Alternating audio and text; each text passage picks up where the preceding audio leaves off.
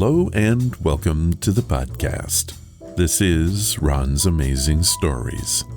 We have stories that should thrill you a little and chill you a little. It's amazing.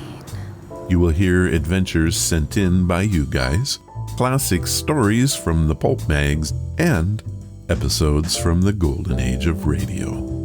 We have special segments like Ghost Stories with Sylvia. That's amazing. And the Paranormal with Jason. I think we're going to have a lot of fun. So settle in for the next hour and enjoy the show. Oh, and you just might want to prepare yourself to be taken away from today.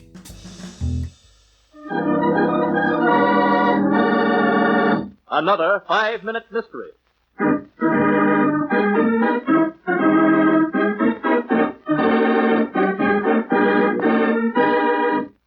This 5-minute mystery is being brought to you by the 2020 month of spooky. The world turned upside down, in a good way, for 1 month of spooky stuff. Our story today is a classic, but maybe not in a good way. The strange country of Tibet, where ghostly ruins of an ancient temple rise forebodingly to the midnight sky. In a lonely native hut not far from the temple, a woman nervously paces the hard earthen floor. Her eyes speak terror. Suddenly... Mr. Benson. You are Mr. Benson. I came as quickly as I could, Mrs. Dorman. Your coolie directed me here from Lhasa. I had to send for you, Mr. Benson. I didn't know of another American except you anywhere in Tibet. But your husband, Professor Dorman. He disappeared. I begged him not to go near the ruins. That temple is filled with ancient ghosts and murderous invaders. Murder? You mean Professor Dorman is... Oh, no. It's my sister, Hector. 3 days ago, we found her dead, crushed to death by huge stones, there in that place. Your sister was here with you? Yes, helping Herbert in his search for the origin of the Chinese alphabet. But I thought you were Professor Dorman's co-worker. Yes, but Hector wanted to help, so I stepped aside. You see, when my husband and I reached India, we found Hector waiting for us. We were astonished to see her. Hector, how did you ever come to be here and you... To meet you and Emily. But why, Hector? We're going to Tibet. And so am I. That's why I came. Oh, no, you're not, Hector. You've caused Emily and me enough trouble. Herbert, she's my sister. I do believe Herbert's afraid of me, Emily. I'm not afraid of you, but I am afraid of the bad luck you always bring. I want to show you that I've changed. I want to go to Tibet with you and Emily. So she came. Just 3 nights ago, she went to the temple alone. She didn't come back. We found her dead.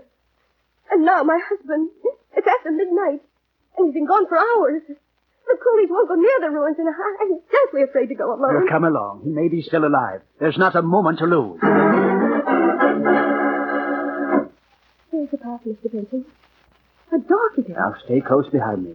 If 2 people have been killed in this place, we... Herbert! It's Emily, Herbert. Where are you? In this darkness, the temple seems alive. I begged you not to violate this quiet. There's a force here, Mr. Benson. Something evil. Come along. Wait. Where shall we find my sister? Herbert! Answer me! It's Emily, Herbert! Mr. Benson. Look! In the beam of the light. He's dead. Struck down by that pillar of stone. No, don't go near him, Hector. Why? You call me Hector. You and your sister look exactly alike, didn't you? Yes, but... Then you are Hector. I know you are, and you murdered Professor and Mrs. Dorman. What was the clue that brought Benson to this startling deduction? In a moment we'll hear, but first...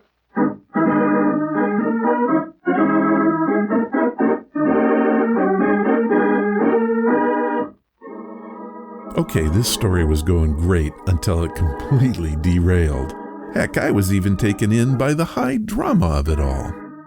I think what happened here is that they realized that this was a 5-minute program and they had to wrap it up. Are we sure a crime has even been committed? If so, they failed to tell us about it. Anyway, let's head back and find out what lame excuse they have for Hector's twin to kill her sister and the professor. Could be interesting. And now, back to our 5-minute mystery. You plan to pose as Mrs. Dorman, to take his body back as proof of death, and live the rest of your life a wealthy woman. Now come along. I'm taking you to the American legation.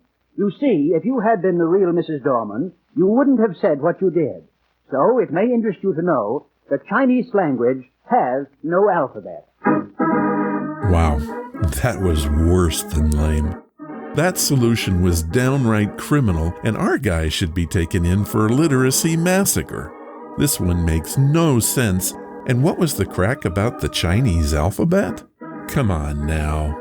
This 5-minute mystery was brought to you by pure lunacy. And that's being kind.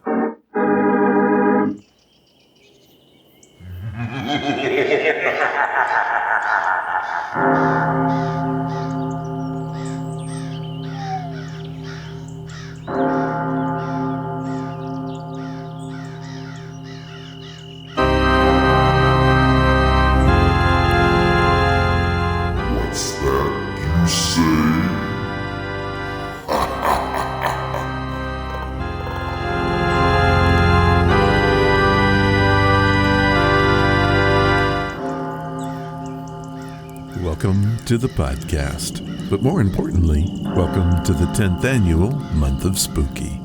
That's right, this is our 10th year of podcasting, trying to chill you a little and thrill you a little. This month, you will hear old-time radio classics, crazy scary stories, and hopefully, a few surprises. On today's show, we continue the spooky stuff with a ghost-themed show. We have 4 listener stories that only go to show just how many folks stick around after they die. Marrion tells of an old farmhand ghost who still hands out chores. Maurice recalls his childhood with security ghost Harold.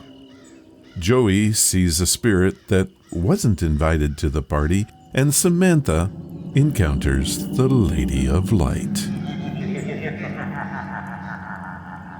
Then we have a classic radio story about the shadow people, and then we end this ghostly affair with the Bones of Waterloo. So sit back and enjoy, if you can, more spooky stories for the month of Spooky 2020.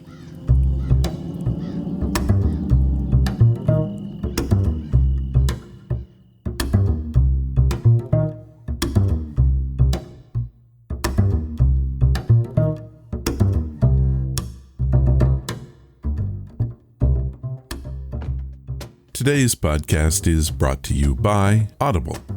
Get a free audiobook and a 30-day free trial at audibletrial.com/Ron's Amazing Stories. They have over 180,000 titles to choose from for your iPhone, Android, computer, Kindle. Whatever you have, you can listen to Audible on it. So what am I listening to right now? The Sea in the Sky by Jackson Musker. This is not your normal storybook. It is officially a podcast, and one that tells a story in 12 episodes. In this scripted Audible original, wisecracking marine biologist and astronaut B. Guerrero has signed up for a trip of a lifetime. A series of deep dives into the pitch-black waters of Saturn's moon, Enceladus. Here's a promo for the book. Welcome. My name is Gordon Chu. I'm the flight director for NASA's Pisces mission. Audible Originals presents The Sea in the Sky. At 14:05 local time, on January 8th, 2037, Pisces 1 landed on Enceladus. The search for life begins tomorrow. Are you alive, Ty? And kicking, you? I think so. On the last manned mission to the furthest reach of space. Heading down. Roger that. We faced an unknown world. This is deeper than I've ever been, than anyone's ever been. And an impossible reality. I'm seeing some weird glimmers. What is it, Dee? This is all in my head. I'm just having trouble breathing. In our search for life, what will we sacrifice? B, you got nothing to prove. I have everything to prove. And will we succeed? Damn it. B, can you hear me? Send me something. This is Flight Director Gordon Chu. Dispatch 1002A, Tyler Winfield, Pisces mission. A lost V. We can't change the fact that there was an accident. Ty! I'm so sorry, V. It's incredibly unfortunate. I'm coming over to you! Talk to me, Ty! I'm so sorry. This is Specialist Bianca Guerrero on Enceladus. I found something. Only on Audible.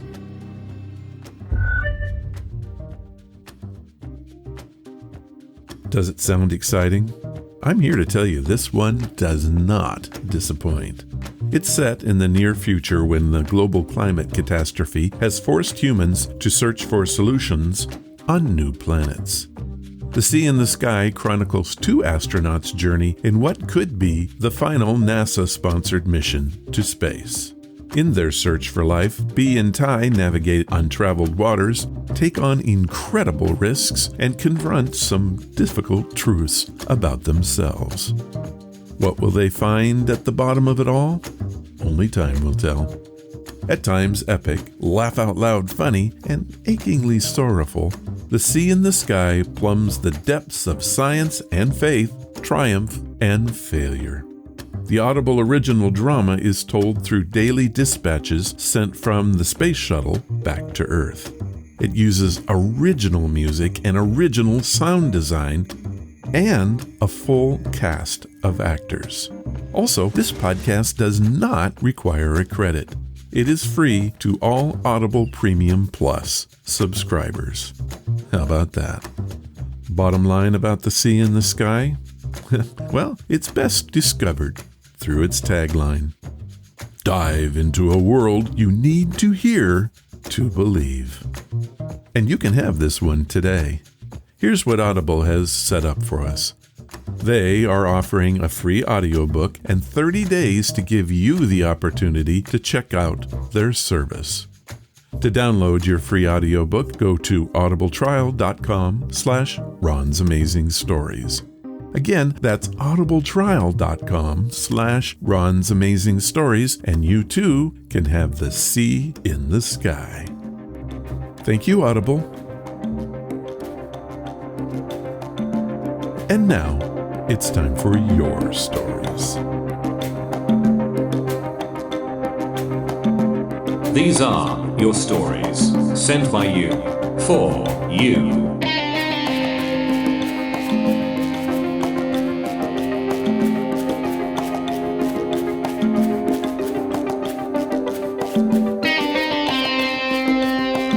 Our stories this week are all about ghosts and spirits. Why? Well, it's the month of spooky, of course.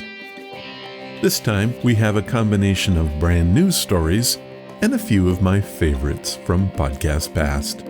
Like this one from Marrion Butler, who lives in Stevens Point, Wisconsin. Hello, Ron. Both my parents were in the National Guard.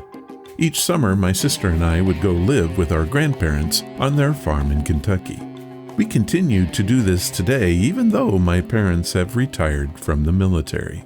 To say that my grandma's house is haunted is an understatement. So many stories over the years, and I'd love to tell you them all.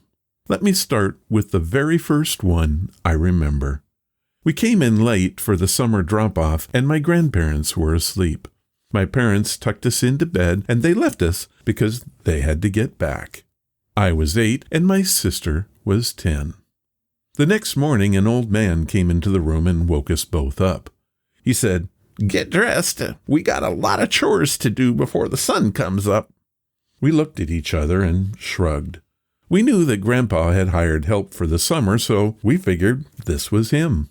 We got ready, as fast as a couple girls can do that, and went downstairs. No Grandpa or Grandma were waiting for us, and it was still dark outside. The old man was there, and he pointed outside. He had my sister feed the chickens and pigs, and he had me gather eggs and sweep out the chicken coop. We were just getting the last of our work done when my grandpa came out and asked us what the heck we were doing. We told him about the old man and our assigned chores. My grandpa looked quite perplexed. He said that the man he hired was staying in town that night, and he wasn't all that old. Just 5 minutes before Grandpa came out, I was talking with this old man, and he was telling me how well I was doing my chores.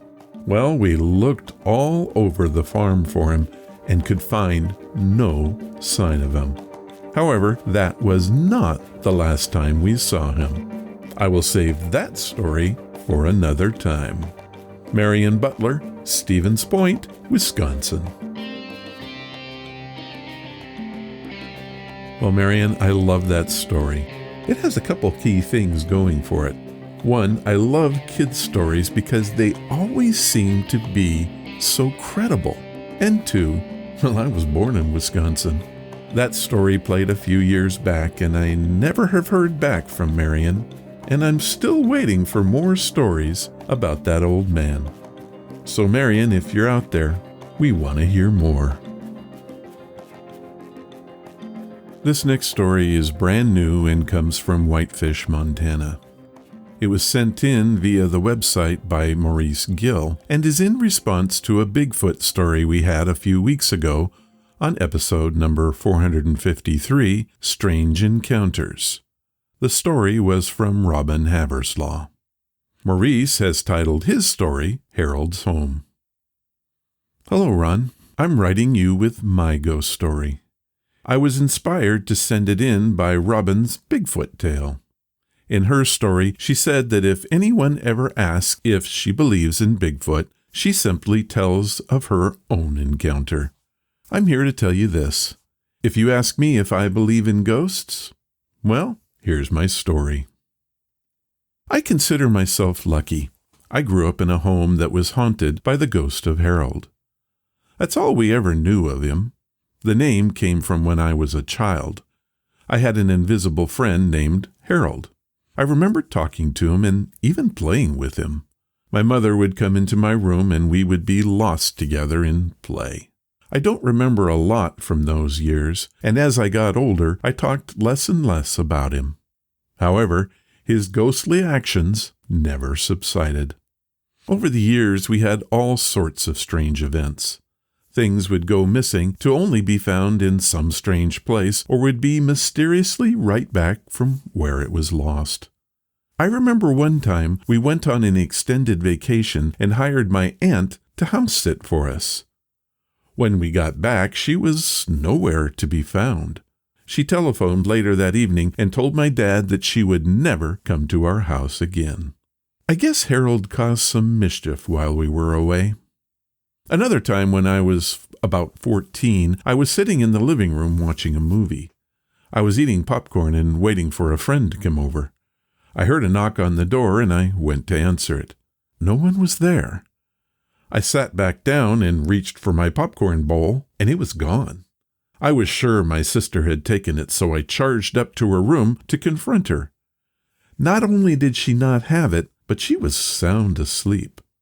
When I came back downstairs, the bowl was there, but the popcorn was not. By the way, my sister and I were the only ones at home that night. I'm a grown man now, married with kids of my own. My folks still live in that haunted house and continue to have encounters with Harold. However, it all pales to what happened on March 20th, 2008. I had just gone to bed. My wife Sharon was out of town on business, so it was just me and the kids. About 11 p.m., my phone rang. On the other end was just a lot of static and strange sounds that I couldn't decipher. I hung up and went back to reading. Then came a soft knock on the door. It was my youngest, and he said something very strange. "Daddy, we need to go over to Grandpa's house." When I asked him about it, he said that a man had come into his room and told him to tell me that. I didn't understand, but then the phone rang again. This time I looked at the caller ID, and it was my folks' number. I quickly answered. There was silence for about 5 seconds, and then a ghostly voice said, "This is Harold," and the line went dead. I quickly packed the kids in the car and headed to my folks' house. When I arrived, things felt strange. I can't explain it, it just was. I don't know why, but I decided to drive by and park in front of the neighbor's house. They were close friends, so I called them and asked if they would take the kids, which they did. I went over to my folks' house and was heading to the front door when something pushed me. I stopped. I looked around and knew that going to the front door was a very bad idea. I walked around to the back of the house and found the door literally pulled off its hinges. I knew something was very wrong, and I called the police. They arrived a few minutes later and entered the home. My parents had been victims of a home invasion, and the two men were still in there. They had tied my dad up and were grilling my mom about where the valuables were kept. The police had no trouble arresting the two, and thankfully, my parents were not harmed. Nowadays, I'm very thankful to Harold and his protection. He's better than any security system, so if you ever ask me if I believe in ghosts, this is the story I will tell you. Maurice Gill, Whitefish, Montana.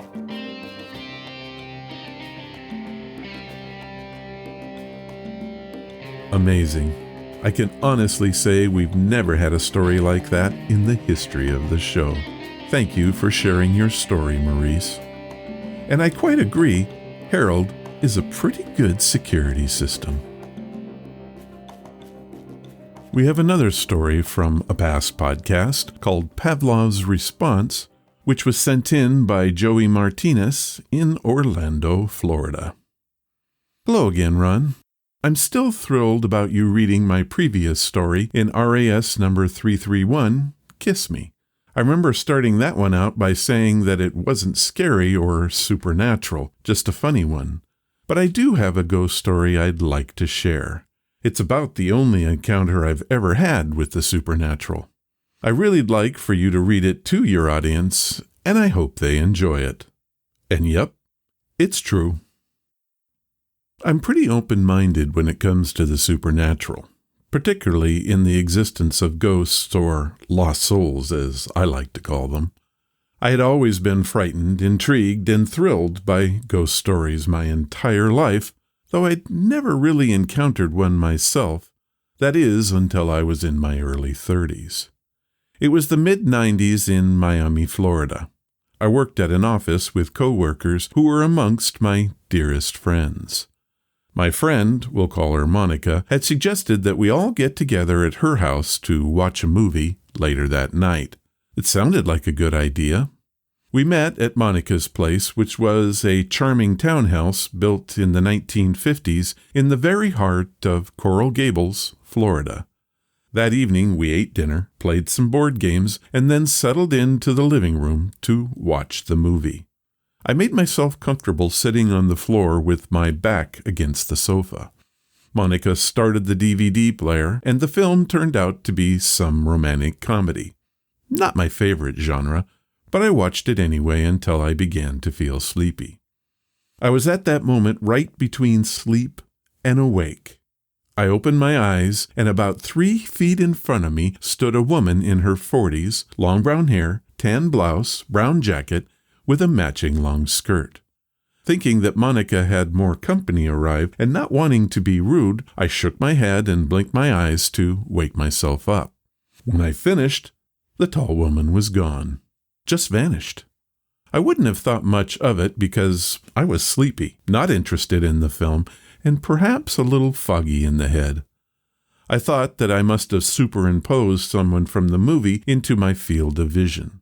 I had almost dismissed it without saying a word when at that very moment Monica's dog, Pavlov, came running from the back of the house and began jumping on her hind legs, barking at the very spot I had seen the woman.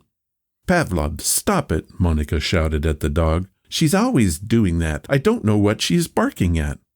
I wondered for a moment if I should say something. Then I did. "Perhaps she's barking at the woman I just saw standing there," I said. Everyone in the house stopped and looked at me with shocked silence. Someone even muted the TV. Monica became flustered and then began trembling, saying, "I knew it! I knew there was a ghost in this house." To me, Pavlov's response, no pun intended, confirmed that someone or something was there. Monica said she'd do some research on the history of the house and then came across a previous owner in the 1970s that seemed to fit the description I had given. The good news is that there was never anything harmful or any sort of dark malicious activity at the house. Nothing more than Pavlov's response. Joey Martinez, Orlando, Florida.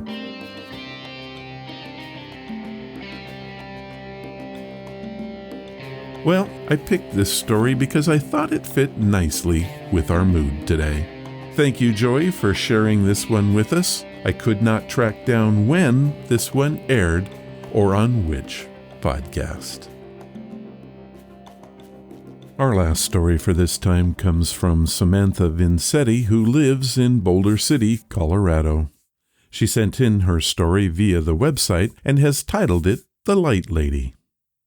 Over the course of 6 weeks in my junior year of college, not one but two strange events occurred in the bedroom of my otherwise unremarkable on-campus apartment.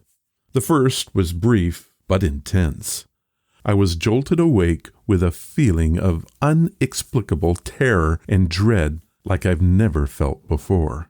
Throwing off my covers, something compelled me to jump out of bed and open my door. My roommate across the hall yanked open her door at the exact same second, wide-eyed and looking as scared as I was. "Did you feel that?" she asked me, still catching her breath. "Yes," I said, and we adjourned to the kitchen for a calm-down snack. Whatever woke us up didn't affect anyone else who was home that day. Not a month later, I took a nap after an early morning class.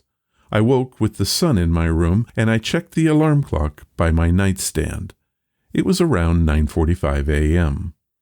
That's when I saw it, or rather her, an opaque form sitting at the foot of my bed, so white that it looked nearly lit from within, with skinny limbs and hair that whipped around its head like ostrich feathers.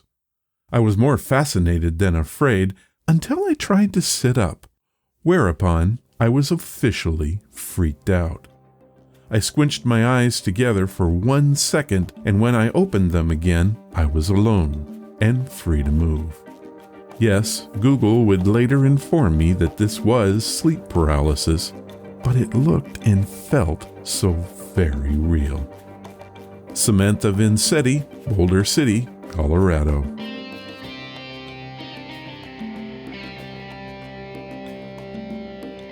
Sleep paralysis has gotten quite the rap over the years.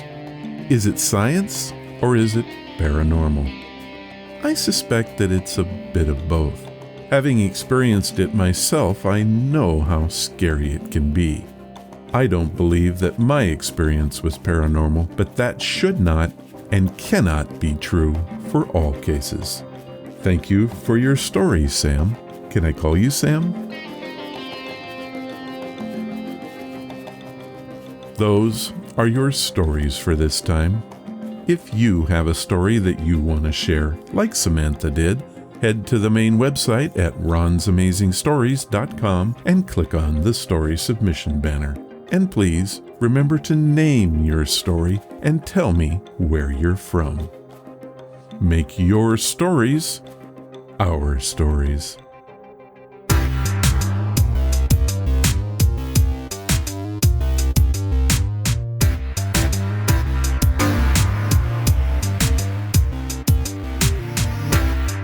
Our featured story comes from the OTR series, The Hall of Fantasy. To call it creepy and disturbing does not do it justice. For those youngsters out there who want to know about listening to horror programs on radio back in the day, well, I would suggest this one. It has to deal with spirits who live in the shadows and whisper. Try listening to this one late at night with all of the lights out. I'll bet you'll be turning them back on way before the program ends. The story is called The Shadow People, and it first aired on September 5th, 1952. This one truly represents the month of spooky. The Hall of Fantasy. Welcome to the Hall of Fantasy. Welcome to the series of radio dramas dedicated to the supernatural, the unusual, and the unknown. Come with me, my friends. We shall descend to the world of the unknown and forbidden, down to the depths where the veil of time is lifted, and the supernatural reigns as king. Come with me and listen to the tale of The Shadow People.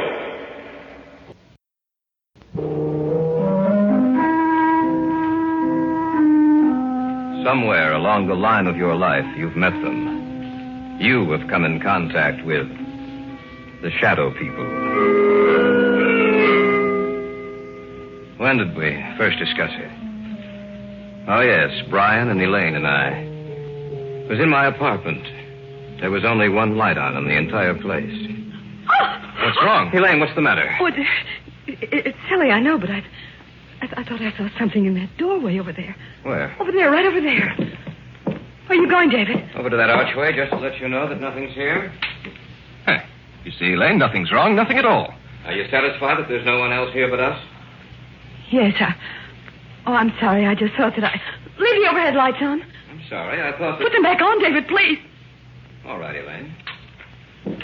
Look, what's bothering you, sis? I don't know. It's just that... I don't know. Tell us about it, Elaine. Tell us what's bothering you. You promise that you won't laugh at me? Of course not. Brian? Oh, Elaine, I'm your brother. If something's troubling you, I'd like to know about it. All right, then. The reason I was so upset was the fact that I saw someone or something standing in that archway. But, Elaine, David showed you that there was no one else in here. When the lights were put on, you saw for yourself that we were alone. I'm not talking about something you can see in the light, Brian. I'm not talking about a human being.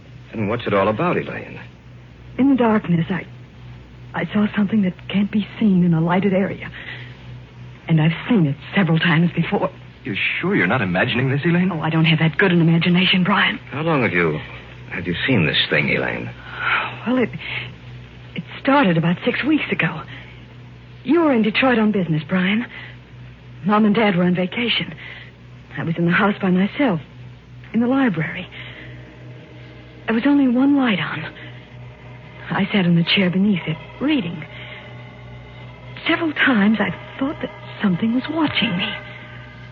I felt there was someone in the room with me, standing right in back of me. Every so often I'd glance back over my shoulder, but there seemed to be nothing there. And then I thought I heard someone whispering. I wasn't sure, but when I heard it again, I got up and I looked all over the house. Oh, I'm not easily frightened, you know that, but out in the hallway, it was almost entirely black. Luckily, I was near a light switch.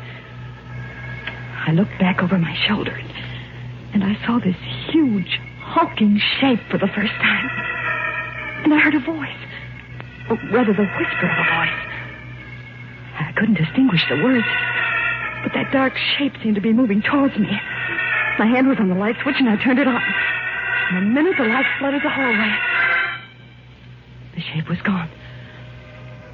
There was nothing there. I was alone again. As long as there's light, I know it can't hurt me. I know it can't reach me. You might have imagined it, you know. Of course, that's possible, but I'm sure I didn't. It was so real. So real, that shape in the darkness. It was the very essence of evil itself.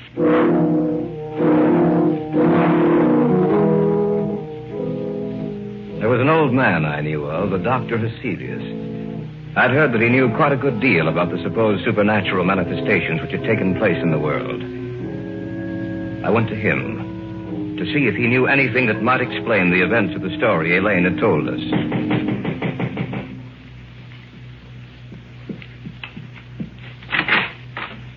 Yes, my good sir. What do you wish? I have an appointment with Dr. Hecelius. Oh, yes. He mentioned something about it. You are Mr. Drake? Yes. If you'll come inside. Thank you. Dr. Hecelius is in the study. Please come with me.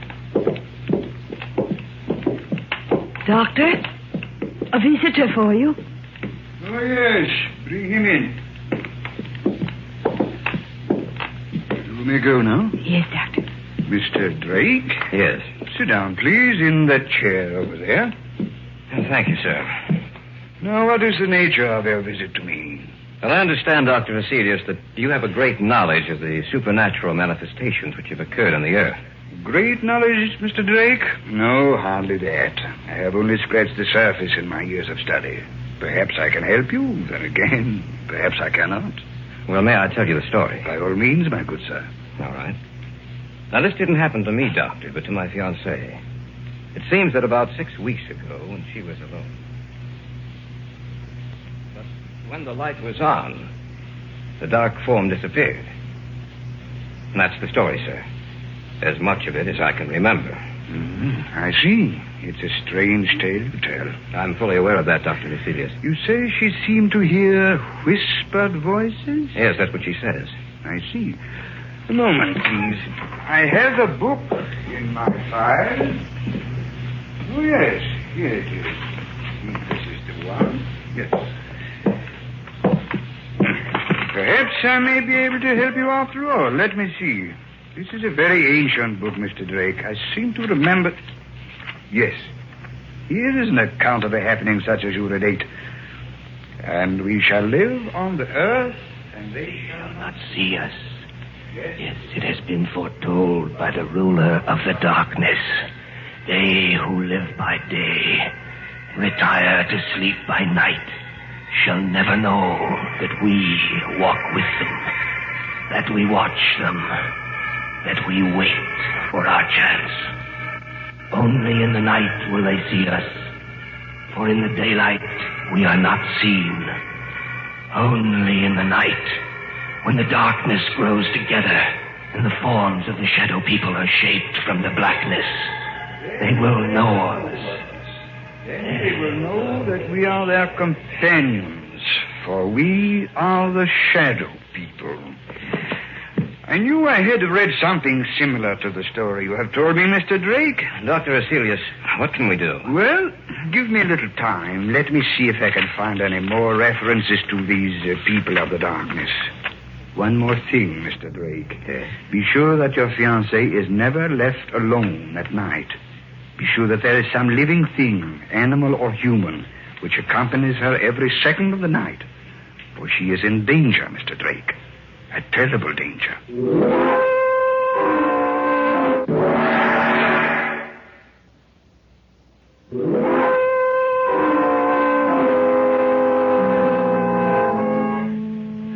That night, the night of the day I had seen Hecelius, Elaine's mother died. She died in her sleep. When she failed to appear for breakfast, Elaine's father went upstairs to see what was wrong. When he entered her room, he discovered that she was dead. The family doctor couldn't explain it, for Elaine's mother had been in perfect health. A few weeks later, I was out at the house spending a weekend with them. I glanced at the clock on the mantel, and it showed 11.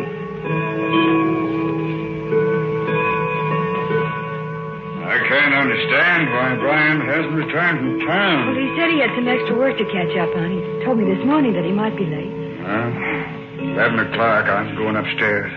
Glad you came out, David. It's good seeing you again. It's a pleasure to be here, sir. Well, don't stay up too late. See you both in the morning. Good night. Night, Ted. Good night, Mr. Davis.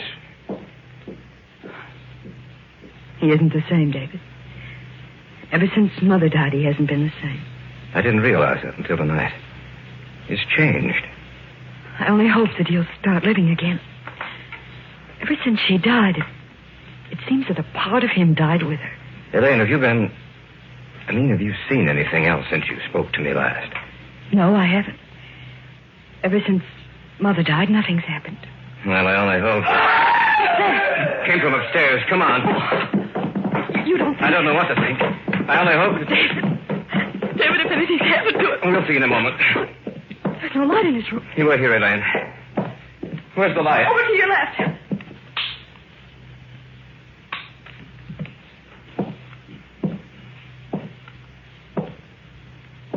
David, what's wrong?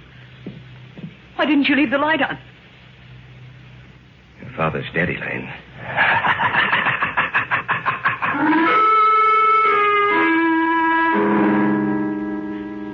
I'd walked into the darkened bedroom. On the bed was Elaine's father. It didn't take a second look for me to know that he was dead. I switched off the light and walked back into the hallway to tell Elaine what happened. And then from the room there had come an eerie, quiet laughter. In the darkness of that room was some unknown evil power. The voice itself was unearthly. There was no substance to it. It sounded as if it came from the darkness itself. No. No, I don't believe you. It's the truth, Elaine. There's nothing more I can do. We'll have to notify the police. Tell me it's not the truth, David. Tell me it's not true. I'm sorry, Elaine. I wish I could. Your father's dead.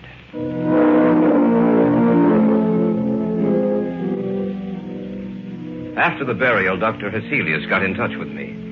He said that he wanted to meet both Elaine and Brian, that he wanted to talk to the three of us. Accordingly, a few nights later, he came out to their house. Miss Davis, will you tell me just when you saw the first manifestation? The night Brian was in Detroit. Now, Miss Davis, you have even seen this apparition in the company of other people, is that correct? Yes. The night at David's apartment. All right. Now I'll tell you what I think. You are in deadly danger, Miss Davis. These beings want to claim you. So far, they have had no success. Only in the darkness do they have power. Little by little, step by step, they have been removing the obstacles in their way to reaching you. First your mother, and then your father, Miss Davis. Both died in the same fashion. In the darkness, death struck at them. Now tell me, do you feel their presence here in this room as I talk to you? Yes. Turn out the lights, Brian. No. Stand by the switch, if you please, Brian. If anything happens, turn the lights back on. All right. Dr. Heselius, I don't... Do you want me to continue working with you? Yes, sir. All right, then. Brian, turn off the lights. Yes, Doctor. The room now is in darkness, Miss Davis. Do you feel or see anything? No, Yes. Yes, I do. Do you see anything? Yes. Doctor, I don't... Be quiet, you fool. I know what I'm doing. In front of me. The darkness gathering together into a huge, terrible... Not only do you see us, Miss Davis, but everyone else in the room also will see the vague shapes forming themselves in the blackness. We do not want you, Dr. Heselius. The girl we want. We advise you to drop this case. You'll only bring down the wrath of the shadow people upon your head. The girl. We want the girl. Do not stop us. Let us take her now. Turn on the light. They're gone. Miss Davis, are you all right? Yes. Yes, I am. Just as she said. The darkness. I saw it form into something, too. So did I. What are we going to do, Dr. Heselius? At the present moment, I don't know. But this much I do know. You must leave this house immediately. You must try to get out of their reach. I don't know if that is possible. I hope it is. I shall have to return to my home. I must learn if there is some manner by which we can defeat these creatures. For the moment, leave this house. Dispose of it in any manner you may see fit, but leave this house.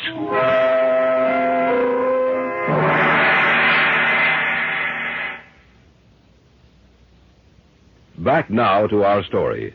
An original tale of fantasy by Richard Thorne entitled The Shadow People.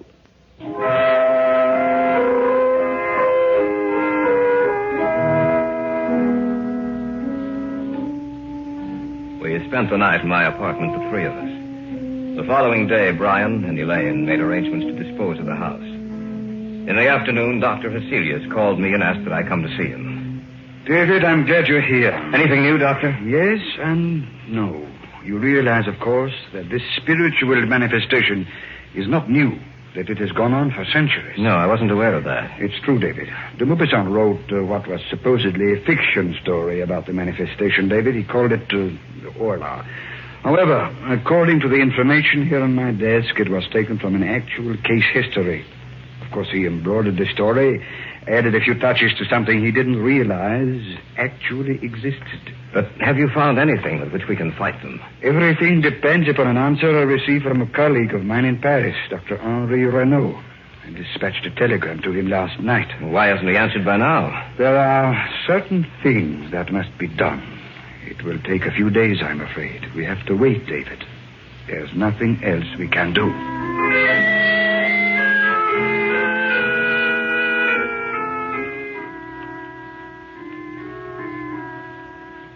In the next few days, the house was sold, and Brian and Elaine moved into a newer, more modern home a few miles from my apartment. Cecilia said it might take a few days for them to build up their power. I spent the nights at the new house. The lights were left on, and I watched for any unusual occurrence. In the daytime, I'd return to my apartment and get some sleep. About 4 days after Elaine and Brian moved into the new house, I was at home when Heselius phoned me.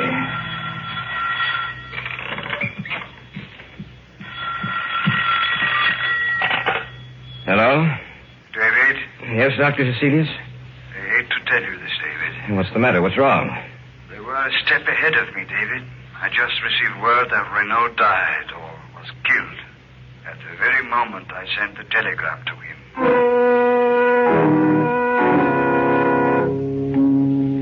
him. Step by step, they had outwitted us. For they had anticipated every move we'd make. Even Dr. Heselius was at a loss as to what to do. He agreed to meet me at the Davis house. What did you want to see us about, Dr. Heselius? Did you find out anything more? I'm sorry to say that I haven't. At the moment, I'm at a complete loss. I don't know what to do. But what did you want to see us about this evening? Merely to check, to see if anything else has happened. Miss Davis, have you seen or heard anything? Not in the house, only in my dreams. Your dreams? Yes.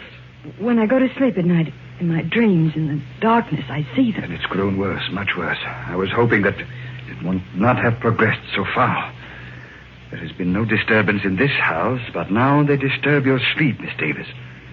Now, you must stay awake for as long as you can. I want the three of you to move into my house. Perhaps that will give you more protection.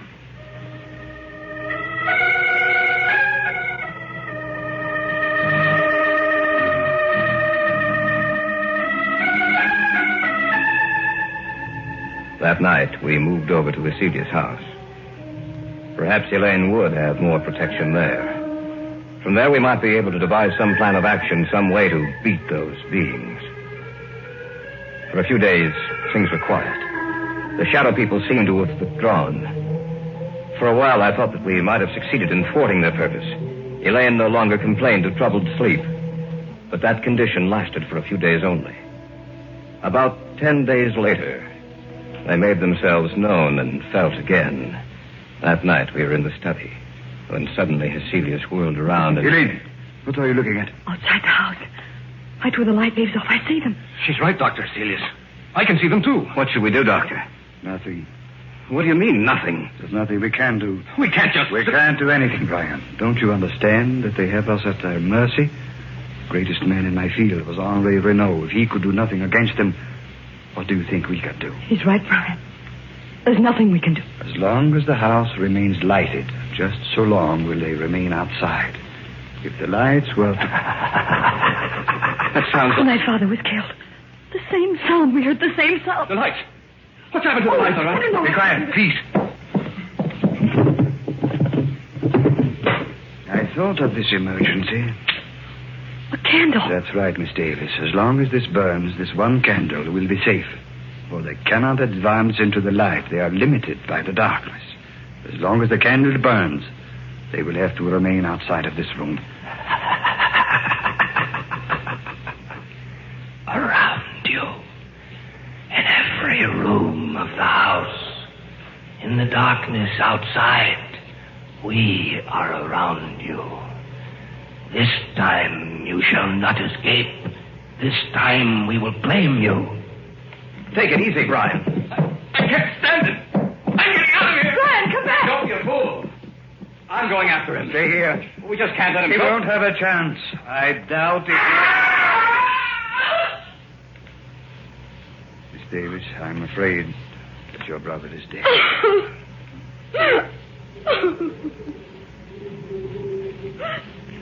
The wind, Doctor. Listen to the wind.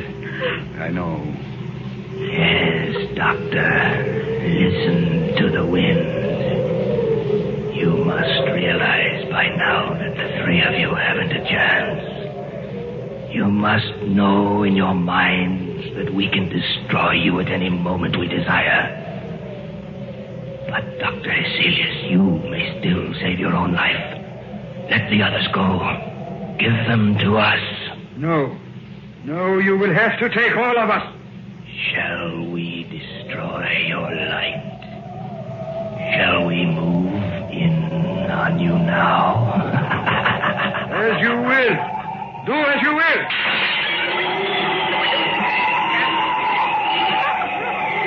I'm sorry, David. The candle is out. The figures in the darkness.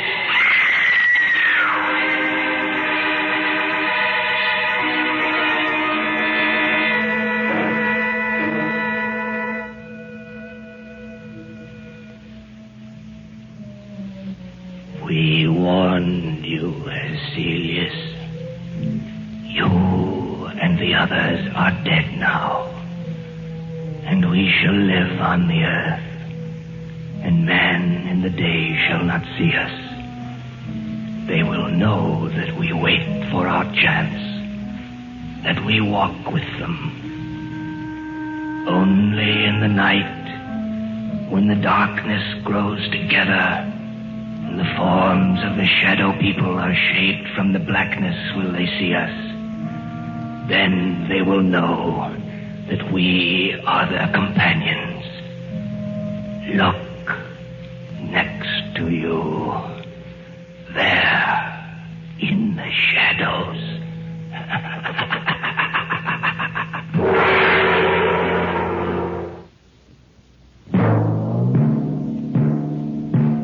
So runs tonight's tale of the unusual, the terrifying, the unknown. Join us again when next we journey down the corridors of the Hall of Fantasy to hear another strange tale of the supernatural. All characters and events portrayed in these programs are fictional, and any similarity to actual events or persons, living or dead, is purely coincidental.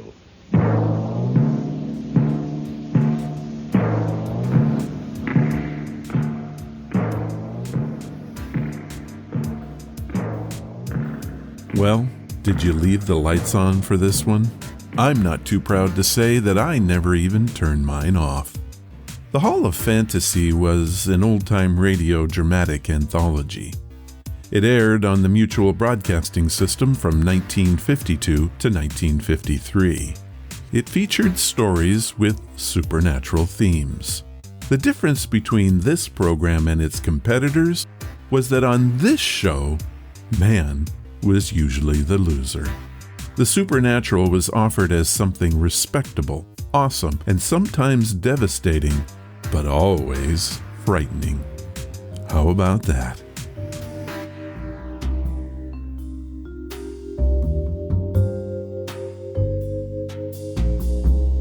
Not so important times in history.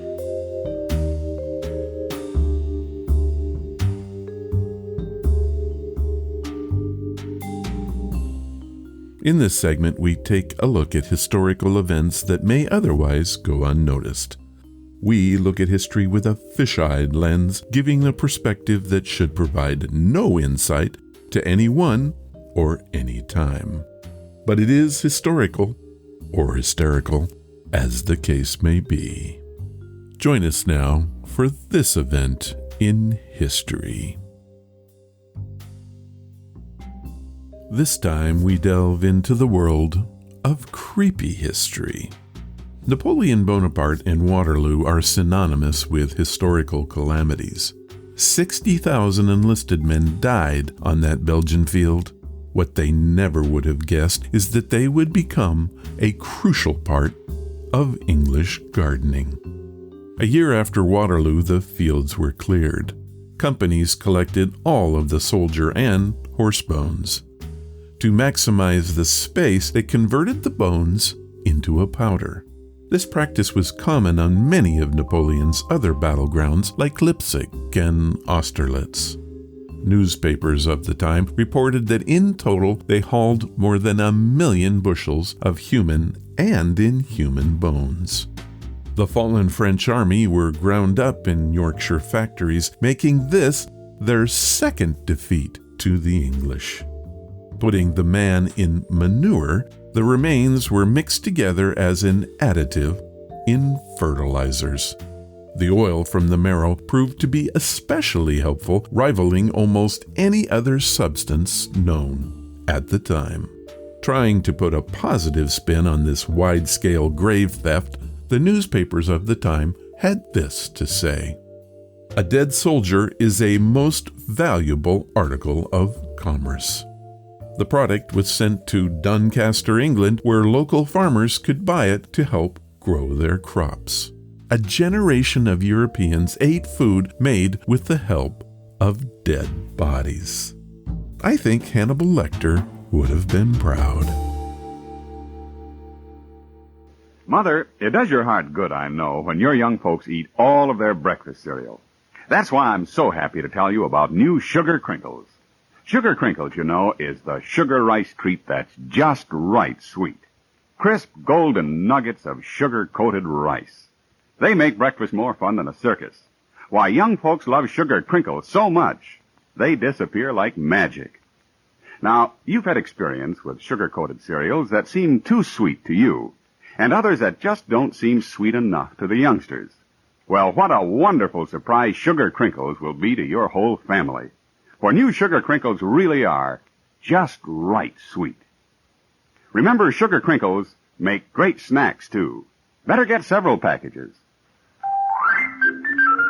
For your breakfast or a snack, you love Sugar Crinkles. Sugar Crinkles can't be beat. Sugar rice treat that's just right sweet. With milk for the breakfast joy. As a snack from the pack, oh boy! Can't be beat, just right sweet. Sugar Crinkles, good to eat. Now back to...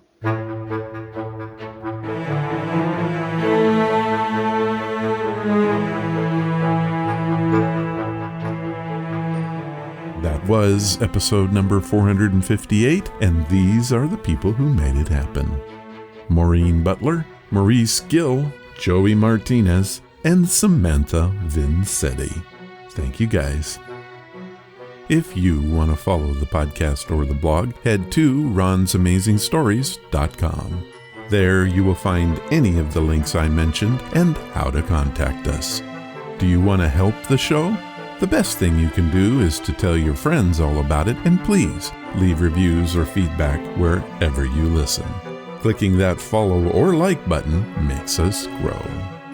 Thank you for listening, and I hope you come again to find out what are Ron's Amazing Stories.